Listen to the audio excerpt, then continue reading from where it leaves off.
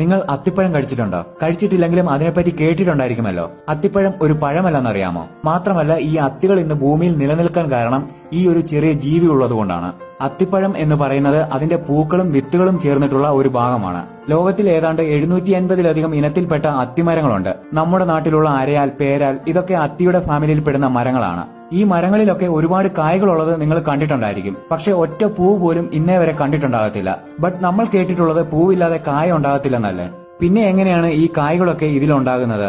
അത്തിപ്പഴം എന്ന് പറഞ്ഞ് നമ്മൾ കഴിക്കുന്നത് അതിന്റെ കായല്ല. ശരിക്കു പറഞ്ഞാൽ ഇത് നിറച്ച് അതിന്റെ പൂക്കളും വിത്തുകളുമാണ്. ഈ പൂക്കളെയും വിത്തുകളെയും ചേർത്ത് പൊതിഞ്ഞ് അതിന്റെ പുറത്തായിട്ട് സോഫ്റ്റ് ആയിട്ടുള്ള ഒരു ലെയർ കൂടിയുണ്ട്. ഈ ഒരു സിസ്റ്റത്തെ ഇൻഫ്ലോറസൻസ് എന്ന് പറയും. ഇത് നമ്മൾ മുറിച്ചു നോക്കുവാണെങ്കിൽ ഇതിനകത്ത് നിറച്ച് പൂക്കളും വിത്തുകളും കാണാം. ഇതിനെ കവർ ചെയ്തിട്ടുള്ള ഒരു സോഫ്റ്റ് ലെയർ ഉണ്ടെന്ന് പറഞ്ഞല്ലോ, അതിനെ സൈക്കോണിയം എന്ന് പറയും. ഇതിന്റെ സീസൺ വരുമ്പോഴേക്ക് നൂറുകണക്കിന് പൂക്കളെ മൂടിയിരിക്കുന്ന ഒരുപാട് ഇൻഫ്ലോറസൻസ് ഈ അത്തിമരങ്ങളിൽ ഉണ്ടാകും. ഇത് കുറച്ചുകൂടി വളർന്നു കഴിയുമ്പോൾ ഇതിനകത്തുള്ള പൂക്കൾക്കൊക്കെ പോളിനേഷൻ നടത്തണം, പരാഗണം. എങ്കിൽ മാത്രമേ ഈ പൂക്കളൊക്കെ വിത്തായിട്ട് മാറത്തുള്ളൂ.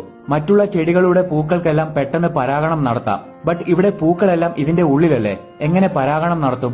ഇവിടെയാണ് നേച്ചറിന്റെ ഒരു ട്വിസ്റ്റ്. ഈ അത്തിമരത്തിൽ പരാഗണം നടത്താൻ വേണ്ടി ഒരു പ്രത്യേക ഇനത്തിൽപ്പെട്ട ചെറിയ കടന്നലുകൾ ഈ അത്തിമരത്തെ തേടി വരും. ഈ ചെറിയ കടന്നലുകൾ അത്തിമരത്തിൽ മാത്രമേ വരൂ. അതുകൊണ്ട് ഇതിനെ ഫിഗ് വാസ്പ് എന്ന് പറയും. ഇങ്ങനെ വരുന്നതെല്ലാം പെണ്ണായിട്ടുള്ള കടന്നലായിരിക്കും. ഈ വരുന്ന കടന്നലുകളെ ഇതിന്റെ ഉള്ളിലേക്ക് പ്രവേശിപ്പിക്കാനായി ഇതിന്റെ അറ്റത്ത് ഡോറ് പോലത്തെ ഒരു ഹോളുണ്ട്.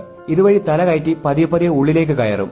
ഈ ഹോൾ വളരെ ചെറുതായത് കാരണം ഇതിങ്ങനെ ഉള്ളിലേക്ക് കയറുമല്ലോ. അപ്പോൾ ഇതിന്റെ ചിറകുകളും കൊമ്പുകളും കൊഴിഞ്ഞു പോകും. ഇനി ഇതിന് ഒരിക്കലും പറക്കാൻ പറ്റത്തില്ല.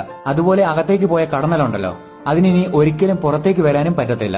ഇപ്പോ അകത്തേക്ക് പോയ കടന്നലുകൾ മറ്റ് അത്തിമരത്തിൽ നിന്ന് എടുത്തുകൊണ്ടുവന്ന പൂമ്പൊടിയും അതിന്റെ മുട്ടയും ഇതിന്റെ ഉള്ളിൽ ഇട്ടതിനു ശേഷം ചത്തുപോകും.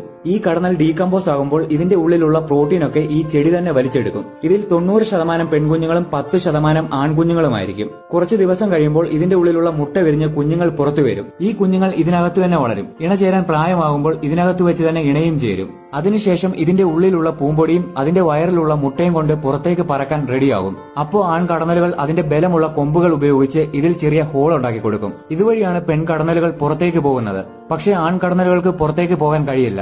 കാരണം ആൺകടന്നലുകൾ ജനിക്കുമ്പോഴേ അതിന് ചിറക് കാണത്തില്ല. സോ അതെല്ലാം ഇതിന്റെ ഉള്ളിൽ വെച്ച് ചത്തുപോകും. ഇനി അത്തിപ്പഴം താഴെ കിടന്ന് കിട്ടുവാണെങ്കിൽ മുറിച്ചു നോക്കിയാൽ മതി. അതിന്റെ ഉള്ളിൽ ചത്തിരിക്കുന്ന ഒരുപാട് കടന്നലുകളെ കാണാം. ഇവിടെ ഈ ആൺകടന്നലിന്റെ ജോലി ഇണ ചേരുക, ഫീമെയിൽസിനെ പുറത്തെത്തിക്കുക, ചത്തുപോകുക. പിന്നെ പുറത്തേക്ക് പോയ പെൺകടന്നൽ മറ്റൊരു അത്തിമരത്തിൽ പോയി നമ്മൾ ഈ പറഞ്ഞ കാര്യങ്ങളൊക്കെ റിപ്പീറ്റ് ചെയ്യും. ഇതൊരു സൈക്കിൾ പോലെ നടക്കും. വീഡിയോയുടെ തുടക്കത്തിൽ പറഞ്ഞായിരുന്നു 750 ഇനം അത്തിമരങ്ങളുണ്ടെന്ന്. ഇതിന് ഓരോന്നിനും ഓരോ ഫിഗ് വാസ്പും ഉണ്ട്. ഇവിടെ ഈ അത്തിമരങ്ങൾ ഇല്ലാതായാൽ കടന്നലുകൾ ഇല്ലാതാകും. കടന്നലുകൾ ഇല്ലാതായാൽ ഈ അത്തിമരവും നശിച്ചു പോകും. ഇതിനെ മ്യൂച്വലിസ്റ്റിക് റിലേഷൻഷിപ്പ് എന്ന് പറയും. ഇതുപോലെ അമേസിംഗ് ആയിട്ടുള്ള ഒരുപാട് സസ്യങ്ങളും ജീവികളും നമ്മുടെ ഭൂമിയിലുണ്ട്.